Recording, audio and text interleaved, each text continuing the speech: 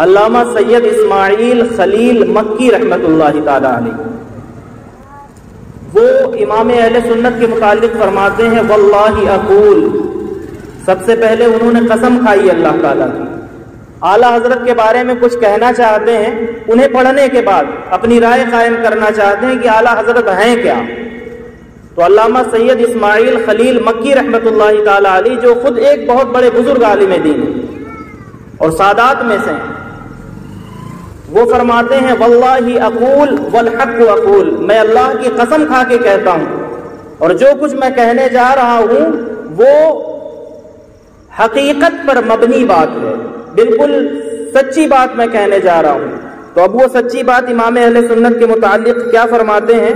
فرماتے ہیں انہو لو رآہا ابو حنیفۃ النعمان، کہ اللہ کی قسم اگر امام اہل سنت کو، امام احمد رضا خان فاضل بریلوی کو، اگر امام اعظم ابو حنیفہ اپنے زمانے میں دیکھ لیتے، ان کے زمانے میں اگر اعلیٰ حضرت کہیں موجود ہوتے، تو فرماتے ہیں کہ اگر امام اعظم کہ جن کے مسلک کی اور جن کے مذہب کی تشہیر امام اہل سنت نے ہندوستان میں کی ہے اور بر صغیر میں کی ہے، تو اگر امام اہل سنت ان کے زمانے میں ہوتے، امام اعظم ابو حنیفہ کے زمانے میں، تو علامہ سید اسماعیل خلیل مکی رحمۃ اللہ تعالی علیہ فرماتے ہیں لأقرت عینہ، امام اہل سنت کو دیکھ کر کے امام اعظم ابو حنیفہ کی آنکھیں ٹھنڈی ہو جاتی، ان کے کام کو دیکھ کر کے، جو کام ہے امام اہل سنت کا، جو انہوں نے کتابیں لکھ کر کے دین کی خدمات کی ہیں، یا امام اعظم ابو حنیفہ کے مسلک کو جسے حنفیت کہا جاتا ہے، اپنی تحریروں کے ذریعے سے، اپنی کتابوں کے ذریعے سے جو اس کی نشر و اشاعت کی ہے، اسے پبلش کیا ہے، اسے پورے دنیا میں اور خصوصی طور پر بر صغیر میں جہاں ہندی اردو بولی جاتی ہے، وہاں جو انہوں نے امام اعظم ابو حنیفہ کی فقہ کو شرح کے ساتھ، وضاحت کے ساتھ اور بہت سی تفصیل کے ساتھ جو اس کے مسائل بیان کیے ہیں اور مسائل کا استنباط اور استخراج کیا ہے، ان کی فقہ کی روشنی میں، ان کے اصول کے روشنی میں، ان کے قواعد کی روشنی میں، تو اگر کہیں امام اعظم کے زمانے میں امام احمد رضا خان ہوتے اور ان سے ملاقات کرتے، تو امام اعظم کی آنکھیں ان کے کام اور ان کی خدمات کو دیکھ کر کے ٹھنڈی ہو جاتی۔ اور پھر آگے کہتے ہیں وَلَجَعَلَ مُؤَلِّفَهَا مِن جُمْلَةِ الْأَصْحَابِ، اور امام اعظم ابو حنیفہ جب انہیں ایک بار دیکھ لیتے، ان سے ملاقات اگر ہو جاتی، کیونکہ زمانہ تو دونوں کا بہت دور ہے، لیکن اگر کہیں ملاقات ہو جاتی اور ایک مرتبہ امام احمد رضا خان امام اعظم کی بارگاہ میں حاضر ہو جاتے، تو فرماتے ہیں کہ پھر وہ انہیں اپنی بارگاہ سے جدا نہ کرتے بلکہ انہیں اپنا شاگرد بنا لیتے۔ شاگرد تو امام اعظم ابو حنیفہ کے بہت ہیں، لیکن جو بڑے نامور شاگرد ہیں تو علامہ سید اسماعیل خلیل مکی رحمۃ اللہ تعالی علیہ کے فرمانے کا مطلب یہ ہے کہ جو بڑے ناموں میں سے جیسے حضرت امام محمد ہیں، امام ابو یوسف ہیں امام اعظم کے شاگرد، تو اگر اعلیٰ حضرت کہیں اس زمانے میں ہوتے تو انہی کے ساتھ یہ بھی کھڑے ہوتے اسی طرح۔ یہ جن لوگوں نے انہیں پڑھا ہے اور ان کی فقہی بصیرت کو جن لوگوں نے جانا ہے، وہ یہ بتا رہے ہیں کہ امام احمد رضا خان کیا تھے۔ اب ایک دیوبندی عالم کا سنیں، سید زکریا شاہ بن نوری، ایک دیوبندی عالم، یعنی کہ جو اپنے ہیں ان کی نگاہ میں نے بتایا کہ اپنے بھی ہیں اور عرب اسکالر ہیں، ان کی نظر میں اعلیٰ حضرت کی یہ اہمیت ہے کہ وہ انہیں کم سے کم امام اعظم کا شاگرد کے روپ میں دیکھتے ہیں، اعلیٰ حضرت کو، کتنا بڑا مقام ہے۔ اور اب ایک دیوبندی عالم ہے سید زکریا شاہ بن نوری، دیکھیں کہ کتنے اچھے خیالات کا اظہار کیا ہے انہوں نے، یعنی کہ ایمانداری، جب بندہ پڑھے ایمانداری کے ساتھ، اور پڑھنے کے بعد جب انہیں سمجھ میں آیا امام اہل سنت کی، آپ فتاوی رضویہ ہیں، ان کے فتاوی کو پڑھ کے، ان کی تحریروں کو پڑھ کے، ان کی کتابوں کو پڑھ کے، تو اب سید زکریا شاہ بن نوری لکھتے ہیں کہ اگر اللہ تعالیٰ ہندوستان میں اعلیٰ حضرت کو پیدا نہ کرتا، اب یہ بھی انہیں اعلیٰ حضرت لکھ رہے ہیں، تو اب اگر کوئی ہماری جماعت میں سے اعتراض کرے اعلیٰ حضرت کو اعلیٰ حضرت کہنے پر، افسوس ہے اس پر، اور اگر کوئی دوسرا اعتراض کرتا ہے تو اسے اپنے بڑوں سے پوچھنا چاہیے کہ امام اہل سنت کا مقام اور مرتبہ کیا ہے۔ سبحان اللہ۔ تو سید زکریا شاہ بن نوری چونکہ انہوں نے میرے امام کا نام ادب سے لیا ہے تو میں بھی ان کا نام ادب سے لے رہا ہوں۔ سید زکریا شاہ بن نوری جو ہے وہ کیا کہتے ہیں کہ اگر اللہ تعالی ہندوستان میں اعلیٰ حضرت کو پیدا نہ فرماتا تو ہندوستان سے حنفیت ختم ہو جاتی۔ یہ ایک جملہ کہا ہے انہوں نے۔ اب آپ سوچیں کہ امام اہل سنت کا مقام اور مرتبہ کیا ہے۔ ہم سب حنفی ہیں، ہم سب حنفی ہیں، اور بر صغیر میں بلکہ پوری جو امت مسلمہ ہے، مسلم امت جو ہے، اس امت کا آپ 4 اماموں کے مقلدین کو اگر آپ ان کا پرسنٹیج نکالیں کہ پوری دنیا میں شافعی کتنے ہیں، مالکی کتنے ہیں، حنبلی کتنے ہیں، اور پھر حنفی کتنے ہیں، تو ان میں جو حضور پاک علیہ الصلوۃ والسلام کی ایک حدیث پاک ہے کہ اہل جنت کی 120 صفیں ہوں گی۔ کتنی صفیں ہوں گی؟ جنتیوں کی 120 صفیں ہوں گی، اور 120 صفوں میں سے 80 صفیں حضور پاک علیہ الصلوۃ والسلام کی امت کی ہوں گی۔ اب اس کو سمجھیں، 40 صفوں میں تمام انبیاء کرام کی امتیں ہیں جنتیوں میں، اور 80 صفیں صرف حضور پاک علیہ الصلوۃ والسلام کی امت کی ہیں۔ اور ان میں جو سب سے زیادہ پرسنٹیج ہے 4 فقہوں کے ماننے والوں، 4 اماموں کی تقلید کرنے والوں میں، تو اس میں جو سب سے زیادہ بڑا پرسنٹ ہے وہ امام اعظم ابو حنیفہ رحمۃ اللہ تعالی علیہ کی تقلید کرنے والوں کا ہے۔ اب وہ تقلید آپ پورے ہندوستان میں گھوم کے دیکھ لیں، یہاں اللہ کا شکر ہے شافعی بھی پائے جاتے ہیں اور ان سے ہمیں کسی بھی طرح کا کوئی بیر نہیں ہے، وہ بھی ایک جلیل القدر امام کی تقلید کرنے والے ہیں، ہمارے بھائی ہیں، دینی ایمانی بھائی، حنبلی بھی ہوں، مالکی بھی ہوں، کوئی بھی ہوں، لیکن ہم حنفی ہیں، اور دیوبندی جو مسلک ہے وہ بھی امام اعظم ابو حنیفہ کی تقلید کرتا ہے، وہ بھی حنفی ہیں۔ تو حنفیوں کی جو تعداد بنتی ہے خاص طور سے پورا بر صغیر امام اعظم ابو حنیفہ کی تقلید کرنے والا ہے۔ ہندوستان میں بسنے والے مسلمان، پاکستان میں، بنگلہ دیش میں، انڈونیشیا میں، اور اس طرح جتنے بھی خاص طور سے ایشیا کے جو ممالک ہیں ان میں جتنی تعداد ہے وہ امام اعظم ابو حنیفہ کی تقلید کرنے والوں کی بڑی تعداد ہے۔ بہت کم چھوٹی سی تعداد ہے وہ جو دوسرے اماموں کی تقلید کرتی ہے۔ اب وہ کیا کہتے ہیں خاص طور سے انڈیا کے بارے میں، ہندوستان کے بارے میں، سید زکریا شاہ بن نوری دیوبندی عالم، وہ کہتے ہیں کہ اگر اللہ تعالی ہندوستان میں اعلیٰ حضرت کو پیدا نہ کرتا تو ہندوستان سے حنفیت جو ہم اور آپ دکھائی دے رہے ہیں، ہم میں سے کوئی بھی حنفی نہ ہوتا، حنفیت ختم ہو جاتی ہے ہندوستان سے۔ تو انہیں بھی یہ چاہیے، دیوبندیوں کو بھی یہ چاہیے کہ جب اتنے بڑے ان کے عالم نے یہ اقرار کیا ہے اور ایمانداری کا ثبوت دیا ہے تو کم از کم آپ بھی ایمانداری کا ثبوت دیں اور اپنے بزرگ کی تقلید کرتے ہوئے کم سے کم امام اہل سنت کو، حنفیت کو بچانے والا حنفیت کا امام ضرور۔ تو یہ حنفیت پر احسان ہے امام اہل سنت اعلیٰ حضرت فاضل بریلوی کا۔ تو اگر سید زکریا شاہ بن نوری کے قول سے اگر میں آپ کو ایک جملے میں سمجھانا چاہوں تو یہ کہہ سکتے ہیں کہ جس طرح سے بریلویت پر امام اہل سنت کا احسان ہے اسی طرح سے پوری دیوبندیت پر بھی امام اہل سنت کا احسان ہے۔ بہت ہے۔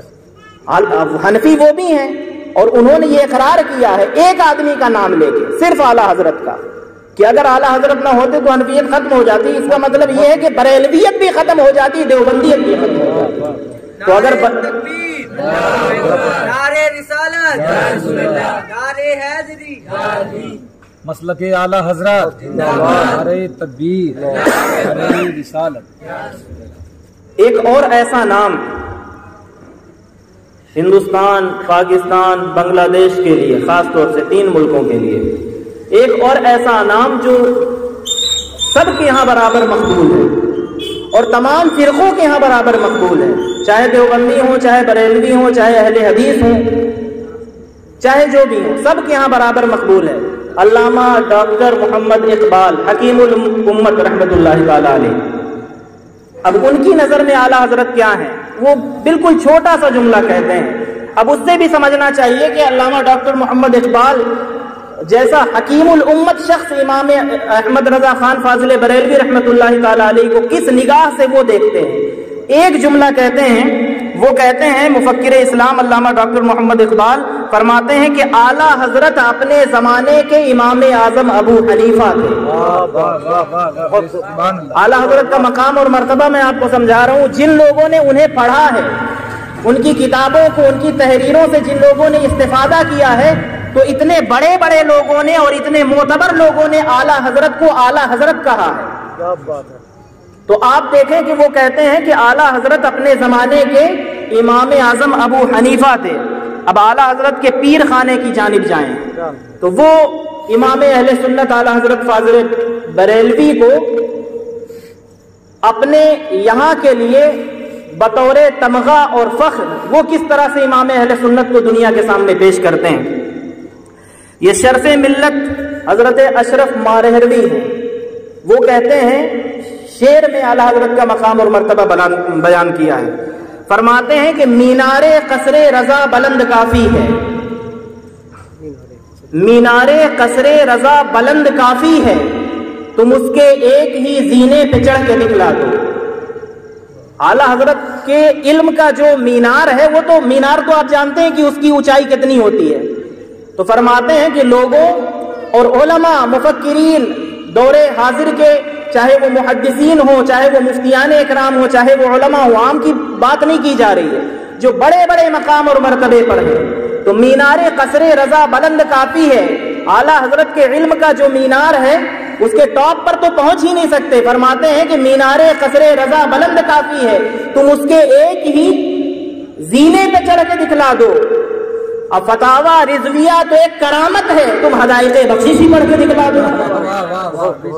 یہ فرماتے ہیں فتاوی رضویہ بہت بڑی چیز ہے. وہ فرماتے ہیں اعلیٰ حضرت کی فقہی شان کو، علمی شان کو بیان کرتے ہوئے کہ جو چھوٹا منہ لے کر کے بڑی بات کرنے لگ جاتے ہیں لوگ، اور جو جن کی کوئی حیثیت نہیں ہوتی اور جو علم کی عین سے بھی واقف نہیں ہوتے، اور وہ امام اہل سنت جیسی بڑی شخصیت پر زبان تان دراز کرتے ہیں، اور امام اہل سنت کو کسی خاص سلسلے کا شخص بنا کر کے رکھ دیا ہے کہ اگر ہم رضوی ہیں تو اعلیٰ حضرت کو مانیں گے، نہیں تو نہیں مانیں گے. افسوس ہے تمہاری سوچ پر اور تمہاری ذہنیت پر.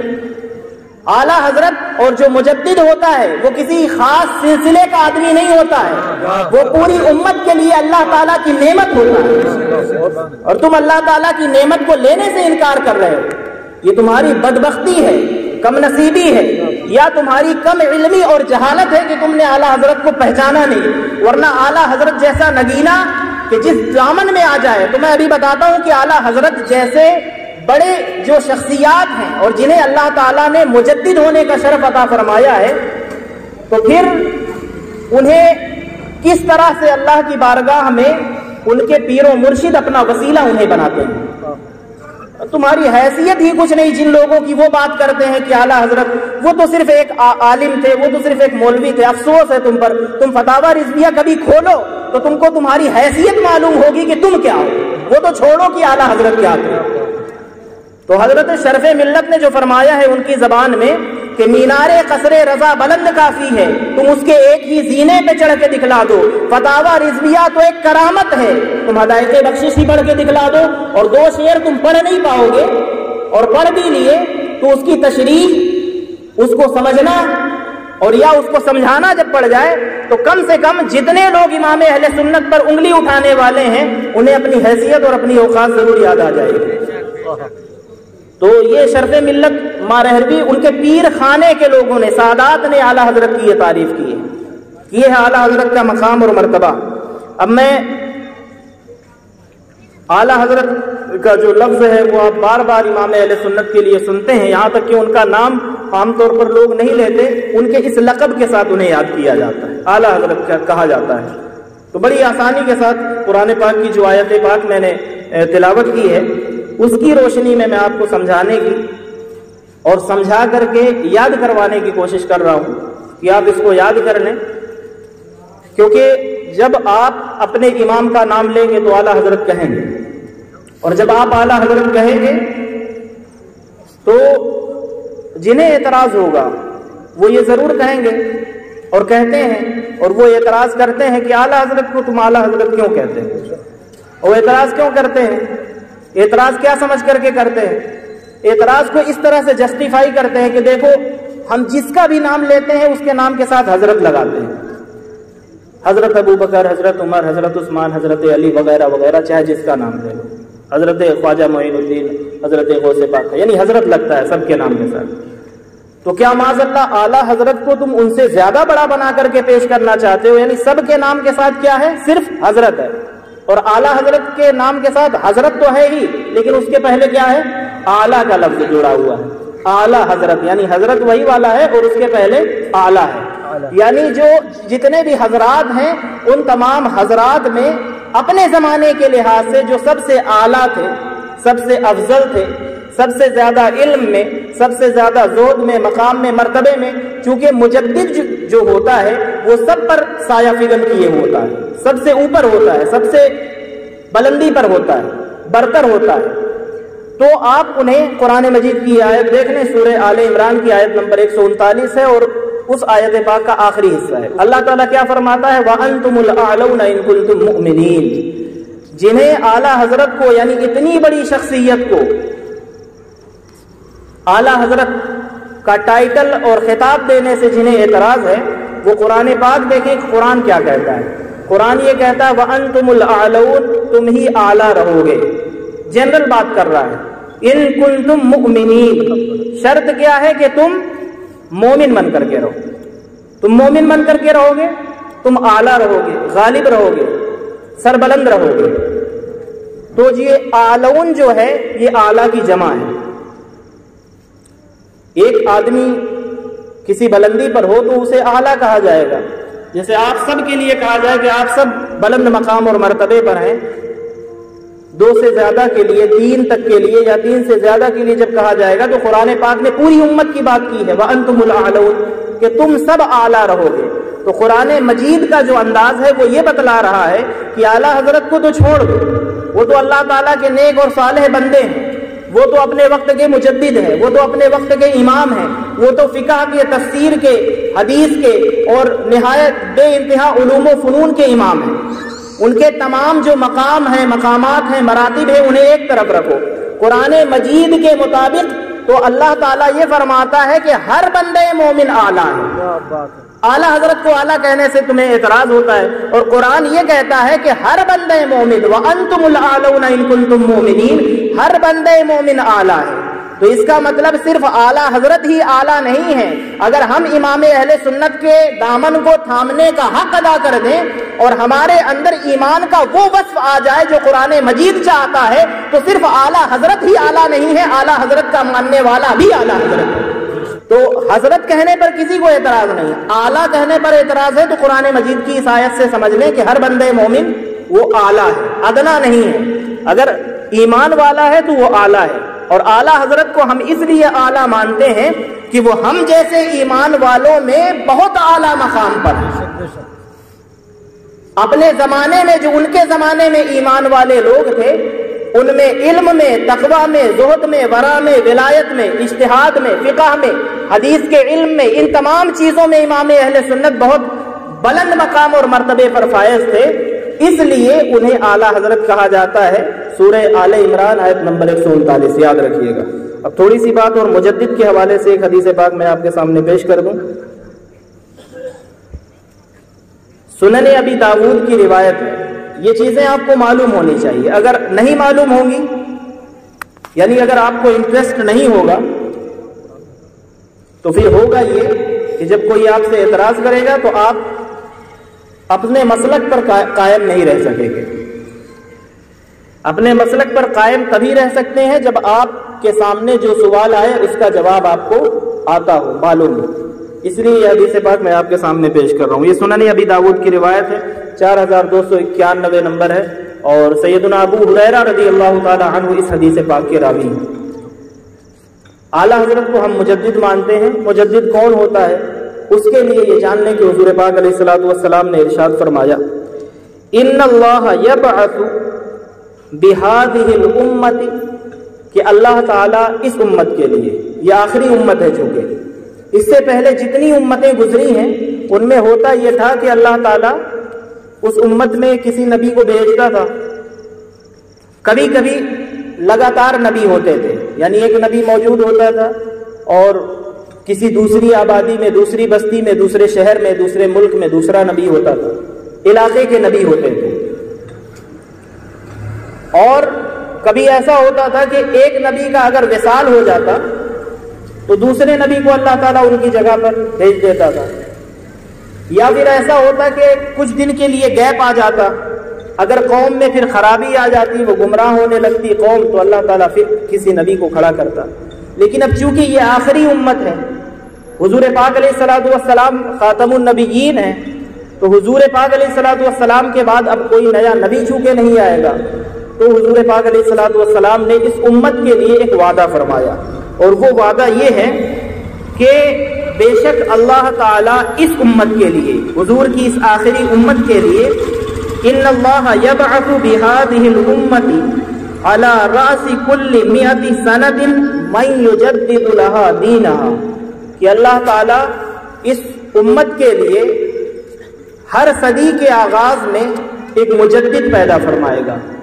वो मुजद्दिद जो दीन की तमाम तजदीद कर देगा, यानी कि जितनी खराबियां आई होंगी, हर 100 साल में अल्लाह ताला मुजद्दिद भेजेगा। मुजद्दिद का काम क्या होगा कि जितनी खराबियां आई होंगी, लोगों ने जितनी बुरी चीजों को, बुरे कामों को करना शुरू कर दिया होगा, और ऐसी चीजें जो दीन नहीं है उन्हें दीन का हिस्सा अगर लोगों ने समझ लिया होगा, तो मुजद्दिद आकर के क्या काम करेगा कि उन चीजों को जो दीन का हिस्सा नहीं है, मुजद्दिद आकर के दीन को और जो दीन नहीं है वो उन्हें अलग अलग आकर के कर देगा कि ये दीन है और ये दीन नहीं है, ये करना है और ये नहीं करना है। तो मुजद्दिद आकर के ये काम करेगा।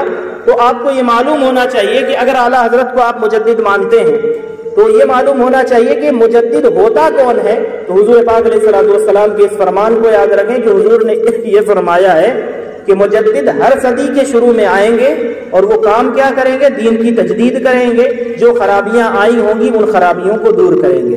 अब आखिरी बात मैं आपके सामने कर रहा हूं, जिन्हें मुजद्दिद का मकाम और मर्तबा नहीं समझ में आता है, तो उन लोगों को, ये आला हजरत इमाम अहले सुन्नत की महफिल है, आला हजरत इमाम अहले सुन्नत फाजिल बरेलवी रहमतुल्लाहि ताला अलैह का जो उर्स है, उनके विसाल की जो तारीख है वो 25 सफरुल मुज़फ्फर है, और इसके 3 दिन के बाद जो 28 तारीख है वो एक दूसरे मुजद्दिद हजरत मुजद्दिद अल्फसानी के विसाल की तारीख है, और वो हजरत सैयदना इमाम हसन मुज्तबा की शहादत की भी तारीख है। तो मैं मुजद्दिद का मकाम और मर्तबा क्या होता है, आला हजरत के बारे में मैंने, जो बड़े लोगों ने उनके बारे में कहा, वो मैंने आपके सामने पेश किया। अब 2 मुजद्दिद जो हैं, मुजद्दिद अल्फसानी और आला हजरत फाजिल बरेलवी, इन मुजद्दिदों के बारे में इनके पीरों ने क्या कहा है, इनके मुर्शिद ने क्या कहा है, वो मैं कह करके अपनी बात को खत्म करूंगा।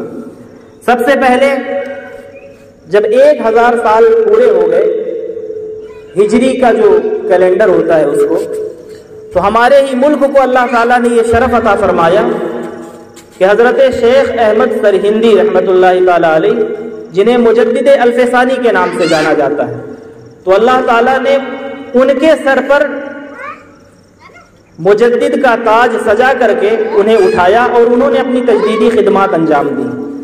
अब उनका मकाम और मर्तबा समझना है तो उनके जो पीर और मुर्शिद हैं, उनके जो शेख हैं, हजरत ख्वाजा बाकी बिल्लाह रहमतुल्लाहि ताला अलैह, अब वो अपने इस मुजद्दिद मुरीद के बारे में क्या कहते हैं, उनके चंद जुमले में आपको सुनाऊं, ताकि आपको ये समझ में आ जाए कि मुजद्दिद जो होता है असल में उसका मकाम और मर्तबा क्या होता है।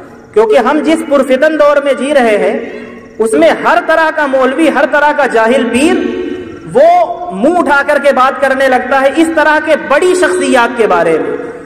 असल में जिनके कदमों की धूल होना तो बड़ी चीज है, जिनके जूतों के बराबर भी उसका मुंह नहीं होता है, वो ऐसी बड़ी शख्सियात के बारे में बात करने लगता है कि आला हजरत को मानने की कोई जरूरत नहीं है। क्यों? क्योंकि वो हमारी तुम्हारी तरह एक आलिम थे। तो देखो कि मुजद्दिद होता क्या है, औलिया अल्लाह की निगाह से देखो मुजद्दिद क्या होता है। तो हजरत ख्वाजा बाकी बिल्लाह रहमतुल्लाहि ताला अलैह फरमाते हैं अपने मुरीद के लिए, हजरत मुजद्दिद अल्फसानी रहमतुल्लाहि ताला अलैह के लिए, वो फरमाते हैं کہ شیخ احمد سرہندی یعنی حضرت مجدد الفسانی فرماتے ہیں کہ یہ علم و فضل کے نیر تاباں ہیں، یعنی چمکتا ہوا سورج، علم و فضل کا چمکتا ہوا سورج ہیں کون؟ حضرت مجدد الفسانی. اور فرماتے ہیں کہ ان کی روشنی میں، پیر کہہ رہا ہے، حضرت خواجہ باقی باللہ کہہ رہے ہیں اپنے لیے کہ یہ جو ہیں حضرت مجدد الفسانی یہ کیا ہیں؟ علم کا اور فضل کا چمکتا ہوا سورج ہیں، اور ان کی روشنی میں ہمارے جیسے کتنے ستارے گم ہیں. یہ پیر کس کے لیے کہہ رہا ہے؟ مرید کے لیے. اور مرید کے لیے ایسا جملہ انہوں نے کیوں کہا؟ کیونکہ جو مرید ہے اسے اللہ تعالیٰ نے مجدد ہونے کا شرف عطا فرمایا ہے. تو حضرت خواجہ باقی باللہ کی نگاہ سے اگر دیکھا جائے تو مجدد کا مقام یہ ہوتا ہے کہ وہ فرماتے ہیں کہ مجدد تو اپنے وقت کا سورج ہوتا ہے، اور جب وہ سورج چمکتا ہے تو اس کے سامنے تمام کے تمام ستارے جو ہے وہ بجھ جاتے ہیں. اور اپنا مقام یہ بیان کرتے ہیں کہ ہم یہ حالت ہے مجدد الفسانی کے سامنے کہ یہ سورج ہے اور ہم ستارے ہیں. اور پھر فرماتے ہیں ایک اور جملہ ان کا، شیخ احمد سرہندی کے بارے میں فرماتے ہیں کہ آپ مرید ہی نہیں ہیں، صرف مرید نہیں ہیں. شیخ احمد سرہندی مجدد الفسانی فرماتے ہیں آپ مرید نہیں ہیں بلکہ میرے محبوب ہیں. یہ حضرت خواجہ باقی باللہ فرما رہے ہیں اپنے مرید کے لیے کہ آپ مرید نہیں ہیں بلکہ میرے محبوب ہیں. اور فرماتے ہیں کہ شیخ احمد سرہندی جیسی ہستی آج اس آسمان کے نیچے ان جیسی کوئی ہستی موجود نہیں ہے. خود موجود ہے لیکن کہہ رہے ہیں ان جیسا کوئی موجود نہیں ہے، مطلب ان جیسا میں بھی نہیں ہوں. ان کے کہنے کا تو یہ مطلب ہے.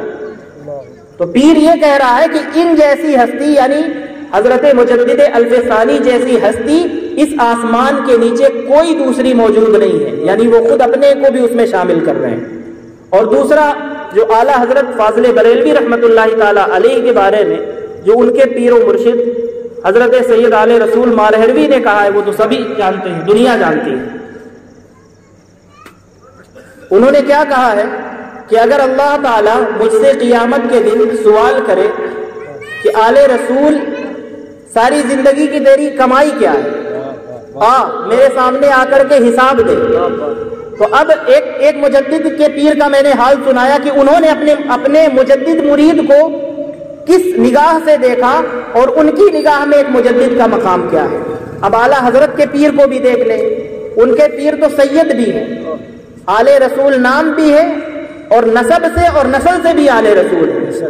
اب سید آل رسول مارہروی رحمۃ اللہ تعالی علیہ فرماتے ہیں کہ اگر اللہ تعالیٰ قیامت کے دن، اور ایگزیکٹ اسی طرح کے جملے حضرت مجدد الفسانی کے لیے ان کے پیر نے بھی کہے ہیں کہ میں ان کی تربیت کر کے جا رہا ہوں، اگر اللہ تعالیٰ قیامت کے دن مجھ سے پوچھے گا تو جب تک میرا مرید کوئی مجدد الفسانی جیسا نہیں تھا تب تک مجھے بڑا خطرہ تھا کہ میں کیا جواب دوں گا، لیکن جب سے مجدد الفسانی جیسا میرا مرید ہے تب سے اب اللہ تعالیٰ کے سامنے جب حاضری ہوگی اور سوال اور جواب اور حساب اور کتاب ہوگا تو میں اب اس پوزیشن میں ہوں کہ مجدد الفسانی کو پیش کر کے اللہ کے حضور اپنے سوال اور اس کے سوال کا میں جواب دے سکوں. اور اعلیٰ حضرت کے پیر نے کیا فرمایا؟ یہی چیز کہ اگر اللہ تعالیٰ قیامت کے دن مجھ سے پوچھے کہ آل رسول اتنی عمر گزار کر کے تم آئے ہو دنیا میں تو ذرا بتاؤ کہ اعمال تم نے کیا کیے، کیا کما کر کے لائے ہو. تو حضرت آل رسول مارہروی رحمۃ اللہ تعالی علیہ جو پیر و مرشد ہیں اعلیٰ حضرت کے، وہ فرماتے ہیں کہ میں جب اللہ تعالیٰ مجھ سے یہ پوچھے گا تو میں اللہ تعالیٰ کی بارگاہ میں اپنے مرید امام اہل سنت اعلیٰ حضرت یعنی امام احمد رضا خان کو پیش کر دوں گا.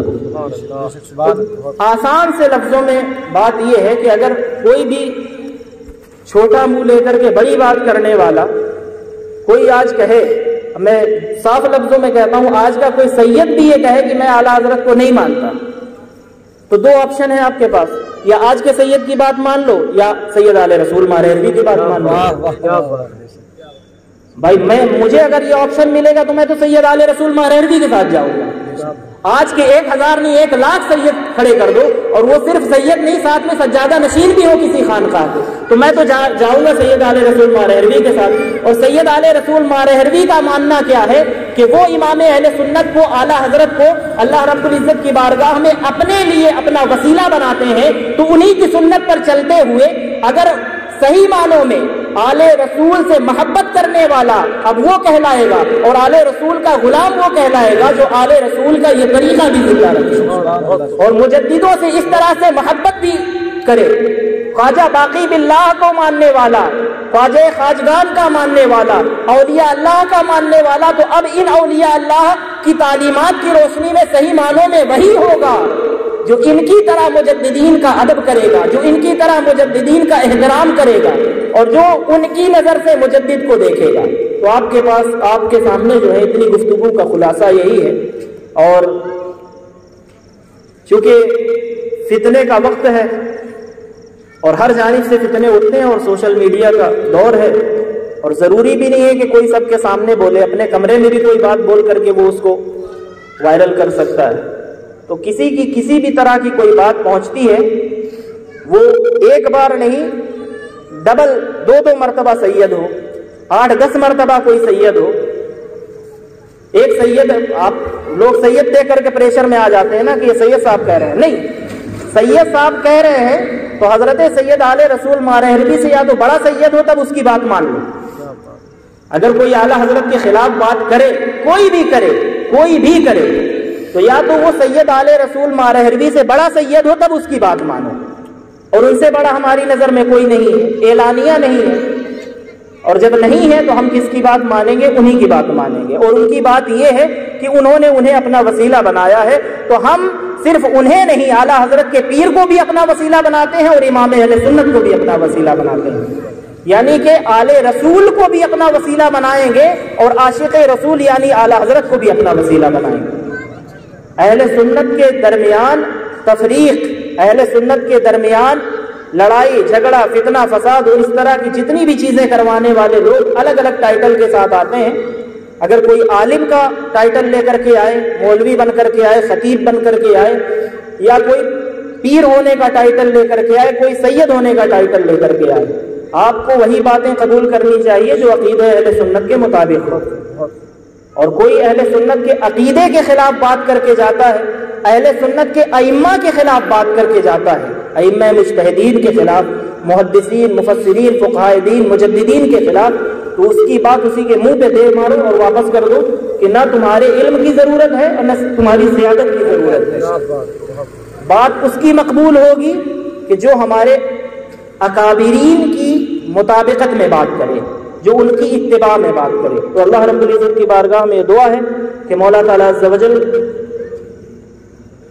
اس محفل میں جو ہم نے اس کے ایک محبوب بندے اور نابغیر روزگار شخصیت سیدنا امام اہل سنت اعلیٰ حضرت فاضل بریلوی رحمۃ اللہ تعالیٰ علیہ کا جو بھی اختصار کے ساتھ ذکر کیا ہے اور مجدد ہوتا کون ہے اسے سمجھنے کی کوشش کی ہے، تو اللہ تعالیٰ ہم سب کو انہی امام اہل سنت کے نقش قدم پر چلتے ہوئے اور جو ان کا عشق رسول تھا خصوصی طور پر، اس عشق رسول سے ہم سب کو بھی عشق رسول کی خیرات پانے کی توفیق عطا فرمائے۔